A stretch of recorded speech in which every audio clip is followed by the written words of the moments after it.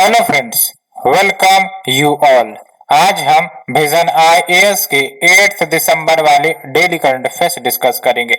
Discuss करने से पहले जैसा कि आपको पता है हम लोग एक कोट डिस्कस करते हैं, लेकिन आज से हम थीम वाइज कोट डिस्कस करेंगे जो हमारे मेंस आंसर राइटिंग में काम आ सकता है।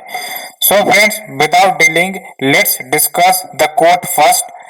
तो आप देख सकते हो गांधी जी का ही ये कोट है, सोसाइटी के टॉपिक में आप यूज कर सकते हो। The quote is you must not leave faith in humanity. Humanity is an ocean and if few drops of the ocean are dirty the ocean does not become dirty. कहने का मतलब ये है कि समाज में बुराइयां हैं, वी नो, लेकिन इसका मतलब ये तो नहीं कि पूरा समाज ही खराब है, पूरे जो कल्चर है उस पर ही आप प्रश्न खड़े कर दो। तो ऐसा नहीं होना चाहिए। हमें हर सिचुएशन में कुछ ना कुछ अच्छाई निकालने की जरूरत होती है। एंड ओशियन का रेस्पेक्ट आप यहाँ पर सोसाइटी यूज कर सकते हो, कोई कल्चर यूज कर सकते हो।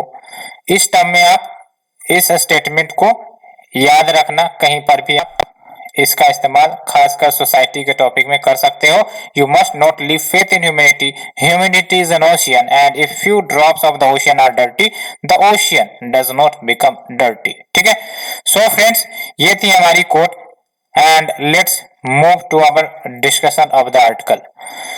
तो बेसिकली जो फर्स्ट आर्टिकल है आपका वर्ल्ड हेल्थ ऑर्गेनाइजेशन के तरफ से जो प्रोग्रेस रिपोर्ट है ट्रांस फैट के ऊपर वो रिलीज की गई है। थोड़ा सा बेसिक हम ट्रांस फैट के बारे में जानेंगे, लेकिन सबसे पहली बात तो सिलेबस की तरफ हम अपना नजर आकर्षित करते हैं। तो आप देख सकते हो the first topic is the issues related to the development and management of social sector या services related to the health. तो जब हम बात करते हैं ट्रांस फैट की, क्या मतलब होता है ट्रांस फैट का, आपको ही पता है। ये जो ट्रांस फैट है ये हेल्थ के लिए बहुत ही खतरनाक है। एंड अगर हम टेक्निकल डेफिनेशन में जाए, जो प्रीलिम्स में भी कभी कभी पूछ लेती हैं, जो ट्रांस फैट होते हैं वो अनसैचुरेटेड फैटी एसिड होती हैं और इसका जो फॉर्मेशन है वो दो तरीके से हो सकता है। एक तो नेचुरली जो अकर करते हैं ट्रांस फैट, और दूसरा जो इंडस्ट्रियली प्रोड्यूस किए जाते हैं।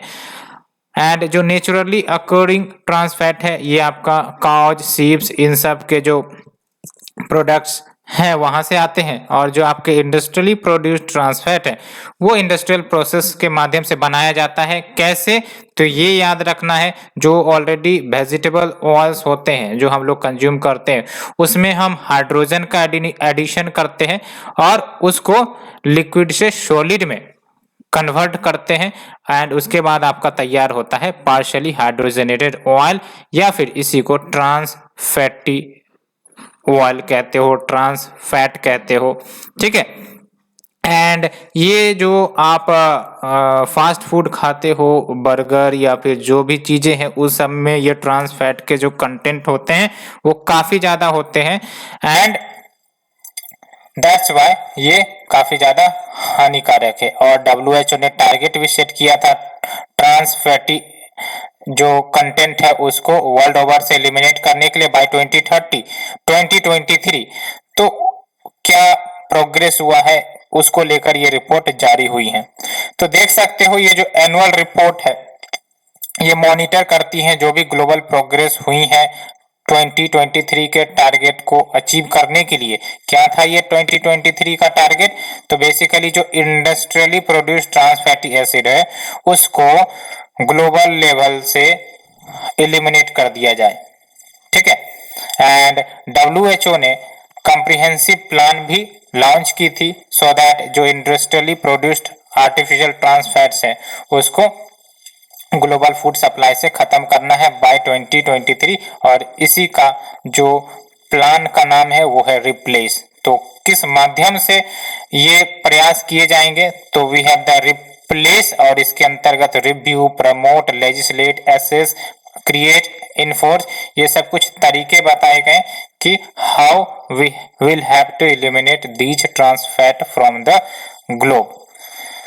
एंड अगर हम बात करें क्या की हाईलाइट है, तो पहली बात तो ये कि जो आपका mandatory trans fatty acid policies हैं वो लगभग अभी फिलहाल 57 कंट्रीज में चालू हैं एंड इसमें से जो 40 कंट्रीज हैं वो पॉलिसीज को भी फॉलो कर रही हैं जो ट्रांस फैटी एसिड को एलिमिनेट करने के लिए लाई गई थी WHO के द्वारा।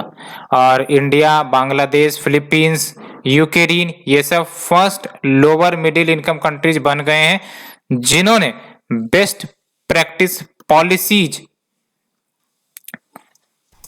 का खिताब हासिल किया है। कहने का मतलब ये सब जो देश हैं ये जो पॉलिसीज हैं वो अच्छे तरीके से इम्प्लीमेंट कर रही हैं सो दैट जो ट्रांस फैटी एसिड्स है उसको एलिमिनेट किया जा सके। एंड इस रिपोर्ट में भारत के एफर्ट को भी हाईलाइट किया है और भारत ने जो एफर्ट लगाए हैं ट्रांस फैटी एसिड्स के रेगुलेशन को लेकर उसकी तारीफ भी की गई है। ट्रांस फैटी एसिड के बेसिक के बारे में हमने जाना। प्रीलिम्स के लिए याद रखना है आपको, ये अनसैचुरेटेड फैटी एसिड होता है, सैचुरेटेड नहीं, ठीक है।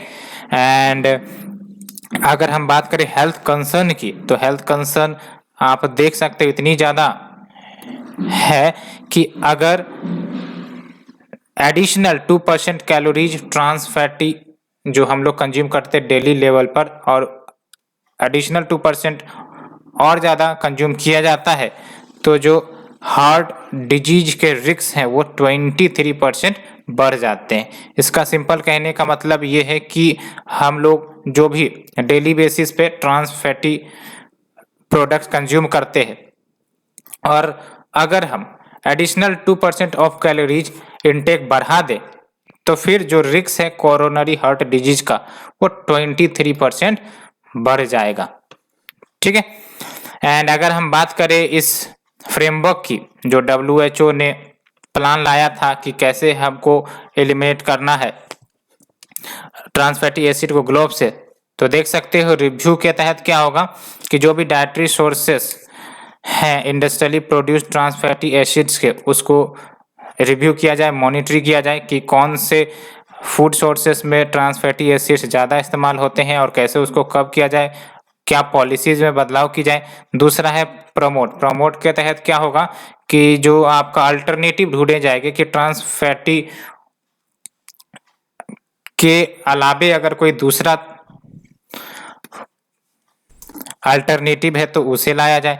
तीसरा लेजिस्लेट या इनेक्ट सो दैट जो भी ट्रांस फैटी एसिड्स यूज होते हैं उसका मॉनिटरिंग किया जाए एंड अगर कोई वायलेट करता है प्रिंसिपल्स को या फिर फ्रेमवर्क को तो उसको बेसिकली पनिशमेंट भी हो। And we have the assess यानी कि मॉनिटर किया जाए ट्रांस फैटी कंटेंट को फूड सप्लाई में एंड जो भी ट्रांस फैट के कंजम्पशन में बदलाव आ रहे हैं इन द पॉपुलेशन या बढ़ रहा हो या फिर कंजम्पशन घट रहा हो, इन सबको एसेस किया जाए। एंड फिर है आपका awareness creating program and next is your enforceability यानी कि पॉलिसीज रेगुलेशन लाए जाए और इन्फोर्स किए जाए। एंड अगर हम बात करें इंडिया के लेवल पर क्या कोशिशें की जा रही हैं तो पहली बात तो हम ट्रेंड को एनालाइज करते हैं। तो जो prevention of food adulteration rules पहली बात तो 1954 में लाई गई थी, उसके बाद 2010 में आप देख सकते हो FSSAI जो कि एक संस्था है जो फूड सिक्योरिटी एंड सेफ्टी के फील्ड में वर्क करती है, इन्होंने रिकमेंड किया था कि जो ट्रांस फैटी एसिड है वो 5% होना चाहिए वनस्पति ऑयल में with in a period of 3 years, है ना। यानी कि ट्रांस फैटी एसिड्स के कंसंट्रेशन को कम करने का टारगेट 2010 में FSSAI ने रिकमेंड किया था।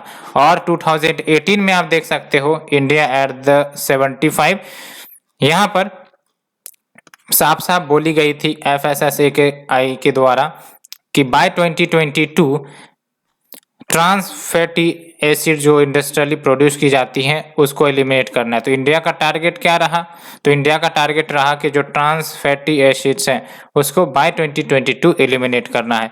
एंड 2019 में आपका ट्रांस फैटी लोगो लॉन्च भी की गई थी और 2020 में FSSAI ने मैंडेटरी प्रोविजन कर दिया था कि जो भी फूड कंज्यूमर्स फूड मैन्युफैक्चरर्स हैं वो अपने न्यूट्रिएंट लेवल्स में ट्रांस फैटी एसिड के कंटेंट को जरूर डिक्लेयर करें। कहने का मतलब ये है कि आप जो भी प्रोडक्ट खरीदते हो उसकी जो पैकेजिंग होती है उसमें न्यूट्रिएंट लेवल्स मेंशन होते हैं, उसमें आपका ट्रांस फैटी एसिड के कंटेंट भी मेंशन किए जाएं। एंड 2021 में आप देख सकते हो FSSAI ने लिमिट किया ट्रांस फैटी एसिड को कि भाई साहब ये जो ट्रांस फैटी एसिड कंटेंट होंगे वो 2% बाय मास से ज़्यादा नहीं हो सकते जो भी total oils and fats consume किए जाते हैं फ्रॉम जनवरी 2022। यानी कि लेट्स से कि कोई प्रोडक्ट बनाई गई और उसमें जो भी ऑयल एंड फैट्स इस्तेमाल की गई 100% लेट्स सपोज, तो जो आपका 100% में जो ट्रांस फैटी एसिड का शेयर होगा वो 2% से ज़्यादा नहीं होगा। तो ये आपका लिमिट 2021 में लाई गई FSA के द्वारा और ये आपका जनवरी 2022 से लागू होगा। तो फ्रेंड्स ये हमने डिटेल से डिस्कस किया इसके बारे में। Let's move to the next article. World malaria report 2021 WHO के द्वारा रिलीज किया गया है। एंड कंसर्न की बात यह है कि 2019 के कंपैरिजन में 2020 में जो मलेरिया के जो केसेस हैं वो बढ़े ही हैं, घटे नहीं हैं, बढ़े ही हैं। और कितने बढ़े हैं वो हम देखेंगे, लेकिन सबसे पहले हम टॉपिक डिस्कस करते हैं। तो जो आर्टिकल नंबर 2 है वो भी आपका issues related to development and management of social sector या services related to health.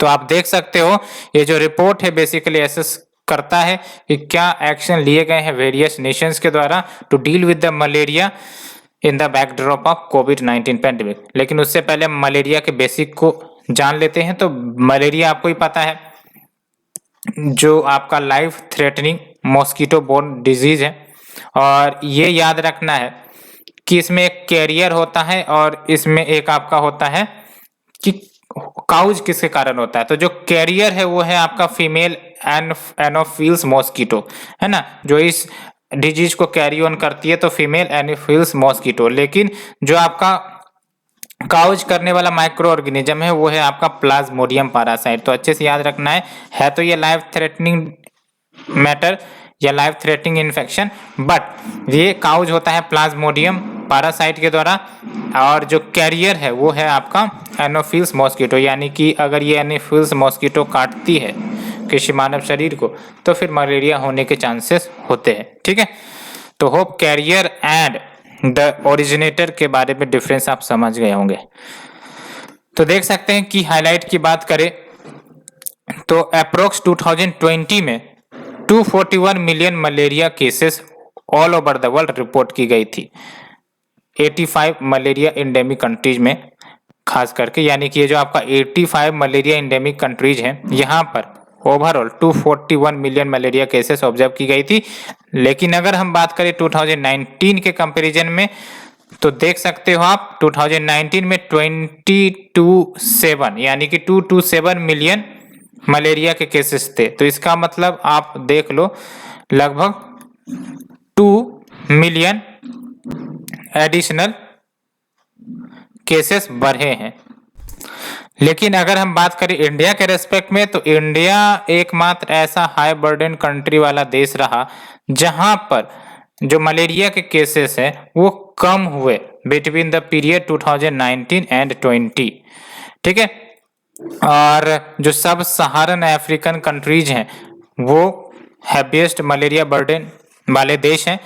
And आप डाटा भी देख लो 95% ऑफ ऑल मलेरिया केसेस ये आपका सब सहारन अफ्रीकन कंट्रीज से निकल के आते हैं एंड 96% ऑफ ऑल डेथ जो 2020 में हुआ वो भी सब सहारन अफ्रीकन कंट्रीज में ही से हुआ।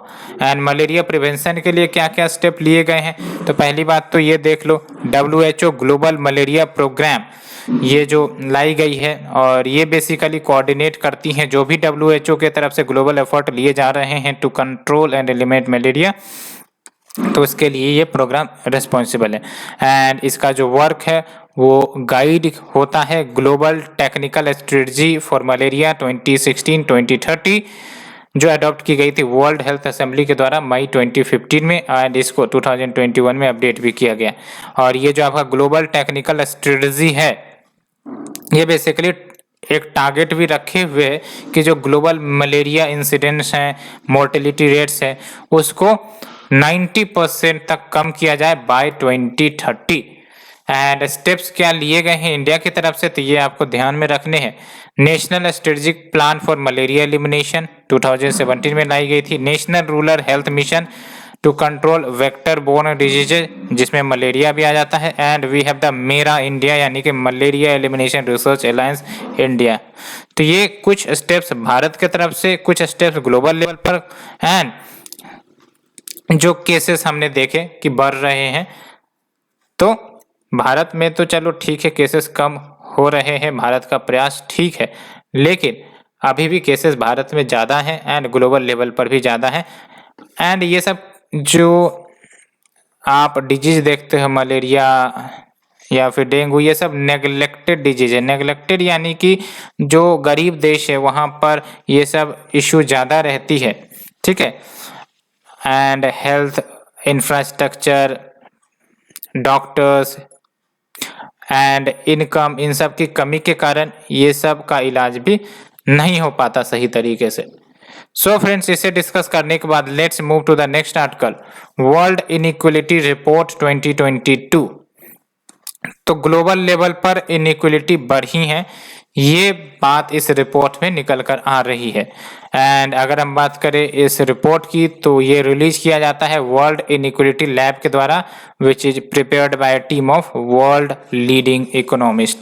तो हम हाईलाइट की बात करेंगे। सबसे पहले हम सिलेबस की तरफ ध्यान करते हैं। तो ये जो आपका वर्ल्ड इनइक्वलिटी रिपोर्ट है, ये आप देख सकते हो, इस टॉपिक से लिंक कर सकते हो। Effects of liberalisation on economy, changes in industrial policy and their effects on industrial growth. तो आप यहाँ पर देख लो क्या की हाईलाइट है। जो रिचेस्ट 10% है ग्लोबल पॉपुलेशन के, वो 52% ग्लोबल इनकम को पकड़ कर बैठे हुए हैं, जबकि जो पुअरेस्ट हाफ है पॉपुलेशन का, only 8.5% of the global income उनके हिस्से में जाता है। तो कितनी बड़ी इनइक्वलिटी आप देख सकते हो। Richest 10%, 52% of the global income, and जो पुअरेस्ट हाफ है वो आपका 8.5% of the global income. And जो middle east and north Africa वाला रीजन है, ये मोस्ट अनइक्वल रीजन है पूरे विश्व में, जबकि यूरोप जो है, यूरोप आपको ही पता है, यहाँ पर लोवेस्ट इनइक्वलिटी है। एंड जो जेंडर इनइक्वलिटीज है वो ग्लोबल लेवल पर भी मौजूद है।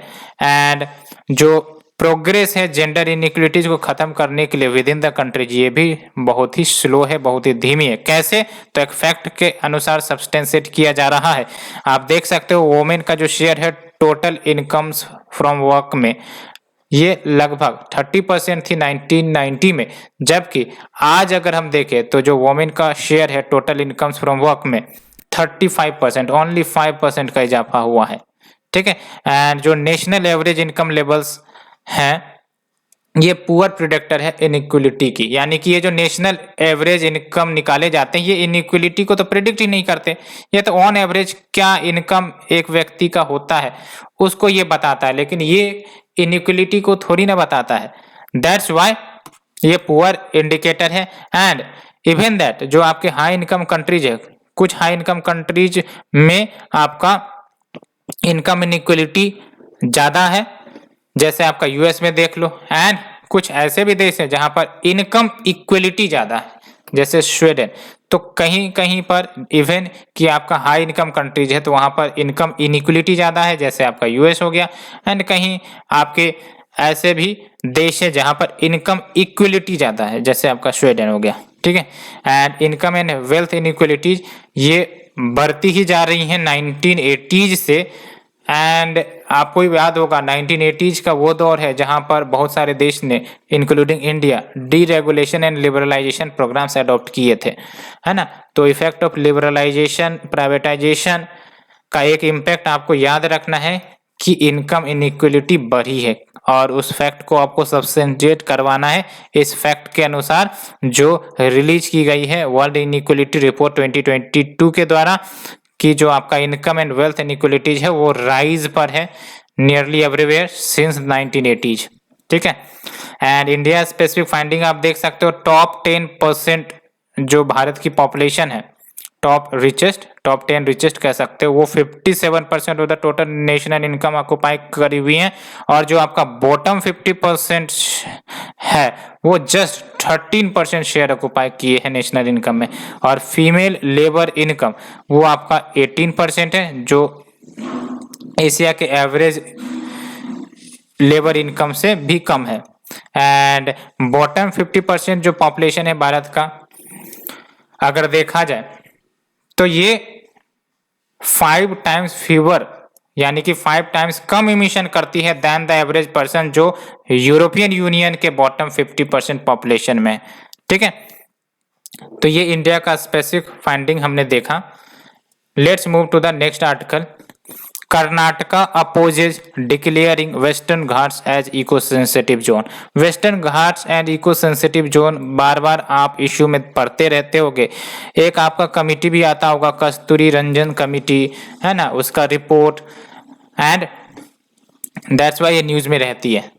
तो अभी जो है कर्नाटका गवर्नमेंट वो अपोज कर रही है कि अगर वेस्टर्न घाट को इको सेंसिटिव जोन डिक्लेयर कर दिया जाएगा तो जो लोगों की लाइवलीहुड है या फिर डेवलपमेंटल एक्टिविटी जो की जाएंगी वो सब हॉल्ट हो जाएंगी।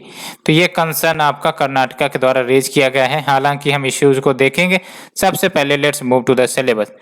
तो आप देख सकते हो ये जो आपका आर्टिकल नंबर 4 है, conservation, environmental pollution and degradation के टॉपिक में अंतर आएगा। जब हम बात करते हैं वेस्टर्न घाट की तो आपको भी पता होगा कि ये जो आपका कोस्टल स्टेट्स है जैसे गुजरात, महाराष्ट्र, कर्नाटका, गोवा, तमिलनाडु, इन सब में फैला हुआ है ना। एंड ये काफी ज्यादा बायोडाइवर्सिटी हॉट स्पॉट वाला साइट है, आपने ये भी पढ़ा होगा। एंड इकोलॉजिकली सेंसिटिव इसलिए भी बिकॉज वहां पर बहुत सारे biodiversity in the form of animals, plants, ये सब मिलते रहते हैं। एंड वहां पर अगर डिस्टरबेंस आती है तो कहीं ना कहीं जो उसका असर है वो आपका ह्यूमन पर भी देखने को मिलता है।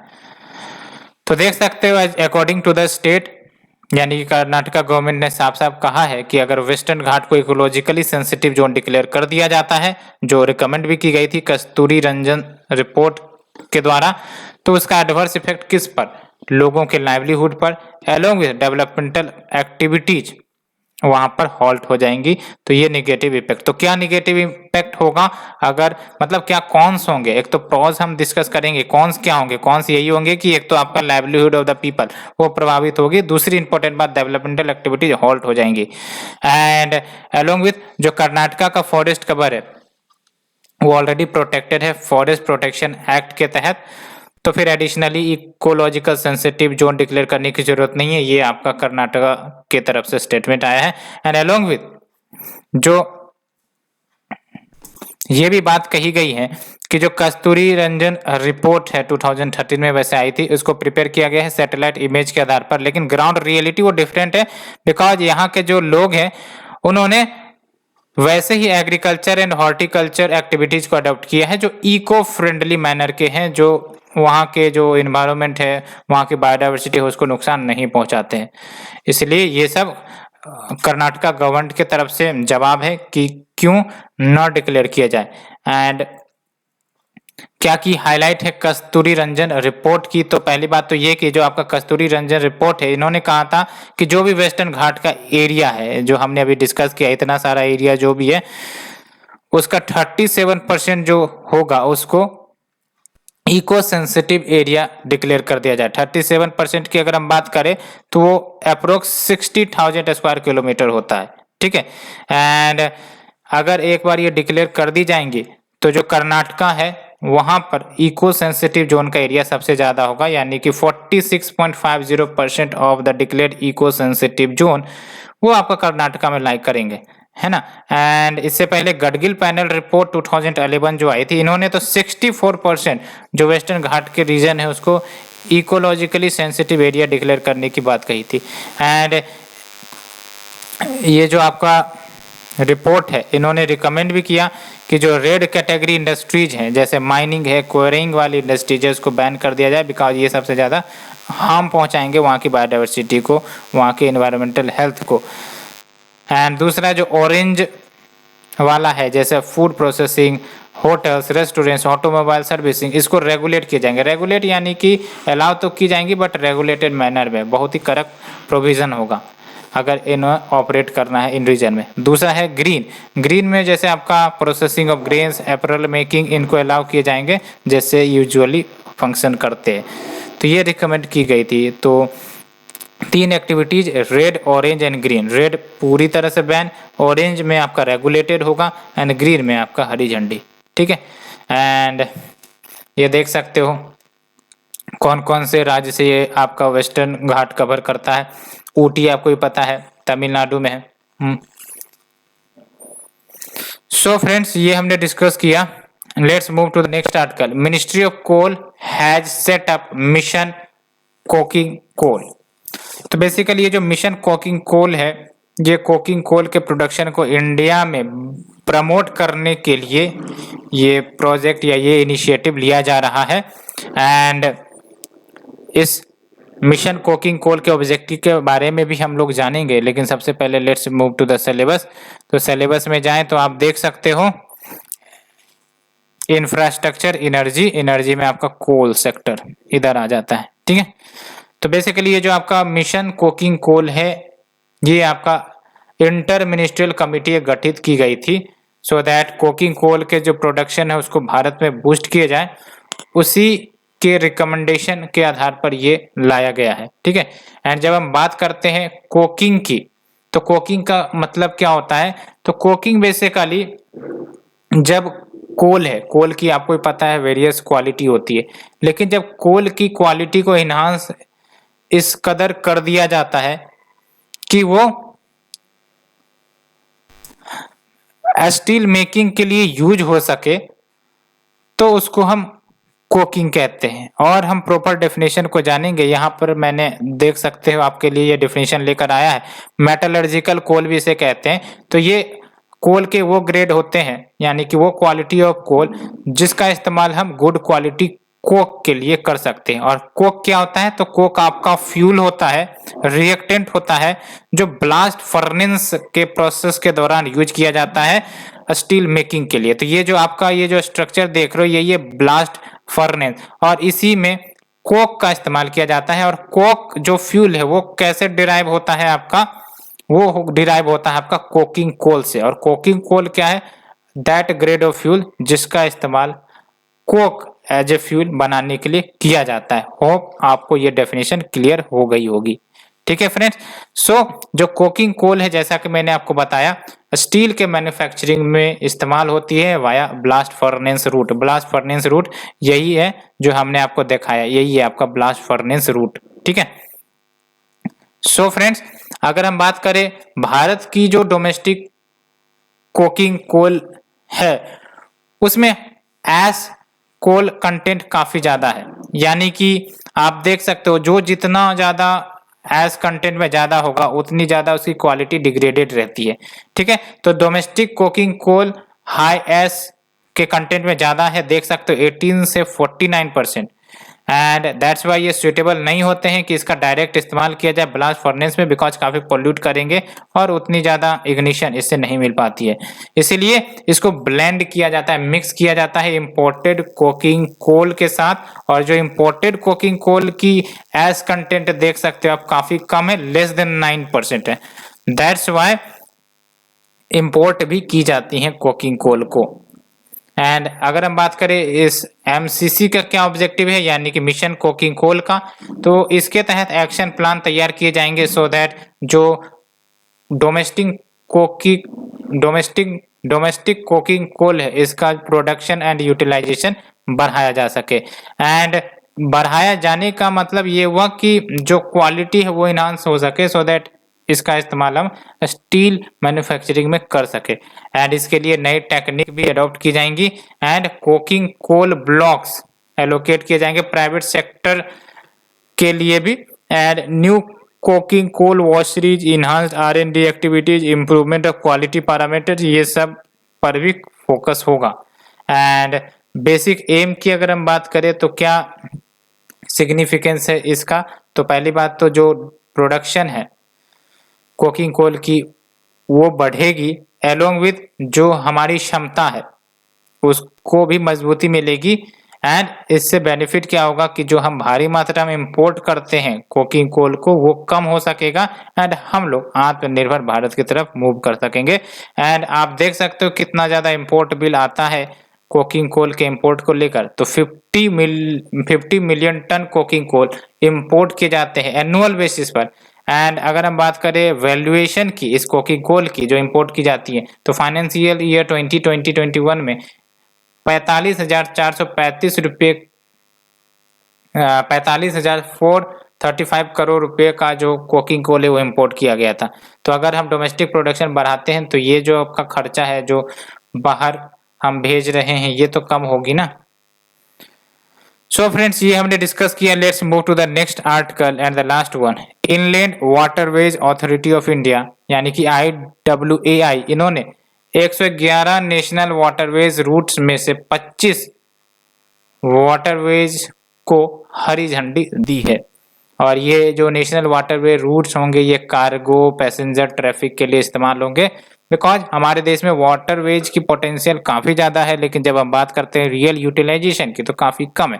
ठीक है, और सबसे पहले हम सिलेबस की तरफ हम जाते हैं। तो ये जो आपका आर्टिकल नंबर 6 है इंफ्रास्ट्रक्चर रोड एयरपोर्ट रेलवे जिसमें आप वाटरवेज भी जोड़ दो बिकॉज एक्सेट्रा है। ठीक है, ये जो राज्यसभा में ministry of ports and shipping and waterways ने इन्फॉर्म किया कि ये जो आइडेंटिफिकेशन हुआ है इस नेशनल वाटरवे रूट का ये बेसिकली टेक्नो इकोनॉमिक फिजिबिलिटी के आधार पर हुआ जो कैरी आउट की गई थी IWAI के द्वारा यानी कि inland waterways authority of India के द्वारा।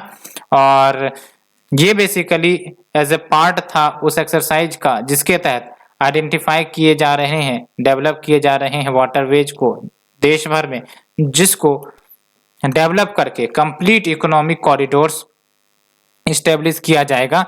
एंड जो कार्गो है पैसेंजर्स है उसका जो मूवमेंट है वो वाटरवेज के जरिए फैसिलिटेट किया जाएगा। एंड इससे पहले जो मिनिस्ट्री है अपने प्रयास में to promote inland water transport 111 waterways को डिक्लेयर किए हैं जिसमें 5 ऑलरेडी एग्जिस्टिंग थे एंड 106 नए डिक्लेयर किए गए थे as national waterways under the national waterways act 2016। And अगर हम बात करें क्या सिग्निफिकेंस होगा अगर वाटरवेज पूरी तरीके से प्रचलित हो जाती हैं तो क्या सिग्निफिकेंस होगा। पहली बात तो ये कि इकोनॉमिकल एंड कॉस्ट इफेक्टिव हो जाएंगी। अगर हमें कोई भी बल्क गुड्स जैसे कोल हो गया फ्लाई ऐश हो गया आयरन ओर हो गया ये सब काफी बल्की होते हैं और काफी ज्यादा वेट होते हैं और अगर इसको रोडवे रेलवे से ट्रांसपोर्ट करवाया जाएगा तो खर्च ज़्यादा आएगा पॉल्यूशन भी ज़्यादा होगा। तो एक बेनिफिट तो यही है कि economical and cost effective movement of the bulk goods. ठीक है, एंड अलोंग विथ व्हाट कि इन्वायरमेंट फ्रेंडली होता है। अगर हम बात करें वाटरवेज रूट की तो इन्वायरमेंट फ्रेंडली होता है less pollutant mode of transport होता है than rail and roadways. And other initiative जो लिए गए हैं for the growth of traffic on the national waterways by government तो एक तो आपका revision of levy and collection of fees and enhance regional trade using IWT model and ro या ro PACS services ये सब कुछ इनिशिएटिव ली गई हैं। एंड पोर्टल्स भी लॉन्च की गई हैं जैसे CARD यानी कि कार्गो डाटा पोर्टल।